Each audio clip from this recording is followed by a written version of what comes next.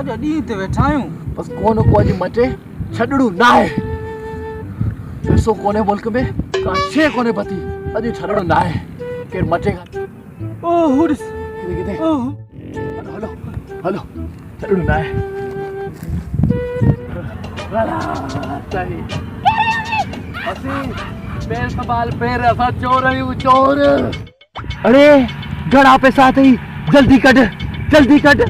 5000 note अम्मा चयो त सामान वठी आ। अम्मा चयो आहे सामान वठी। अम्मा जा पुट पैसा कढ जल्दी पैसा कढ। अरे सब पैसा असां के ॾियणा पवंदई। दे पैसा। ना पैसा कोन दोस मां सामान वठण दोस। अरे दे तो जा को कैडी वारो पैसा अम्मा अच्छा वठ पैसा।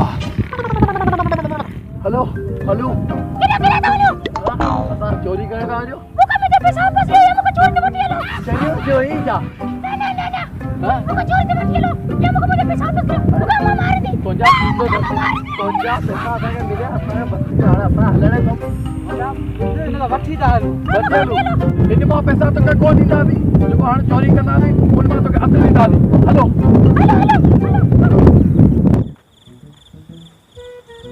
यार खाट तो वाजो लॻो सुनसान लॻो पियो आहे। हितां खाट लॻंदो। हाँ हाँ हितां लॻंदो। मां ने बोरियो वञ छेड़ी ऐं तगारियो बंदोबस्त कर। जल्दी वञ जल्दी वञ। अच्छा तो वञ करे ना। ठीक है ठीक है।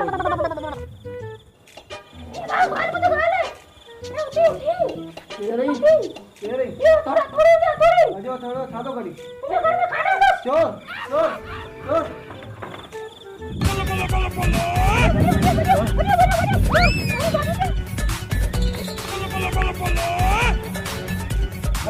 घर वाला जागा की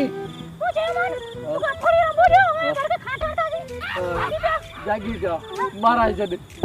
हाँ बड़ा या कर किते बाग फसाइन। देखो बार गफूर हिन वाड़े मां चोरी करनी है। हां रे बाजो दिमाग थी होशियार चोर थी। ए बुबाजी लगी पे हिकड़ी में मिले त ढक दिया पंजा। हिकड़ी में 3 लाख रुपए दिया ढक दिया। अध तो के दींदासी। हां वो सही है। असल मौजी मौजी थी वेंदी।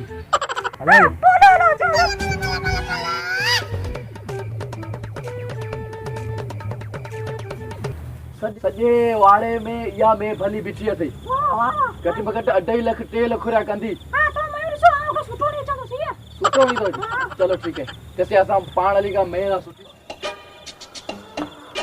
हां चोरी कंदी से सुठो नहीं था।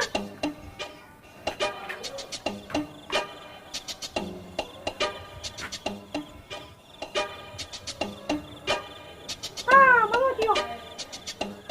हां मलो दियो। हां मस्त मस्त को गया था। पूरा पूरा कर टाइम अच्छा बट गई। अरे सारे जदी इने तू चोरी हो सर ते वाले वाले में चोरी करना आया हूं। चोर चोर चोर चोर।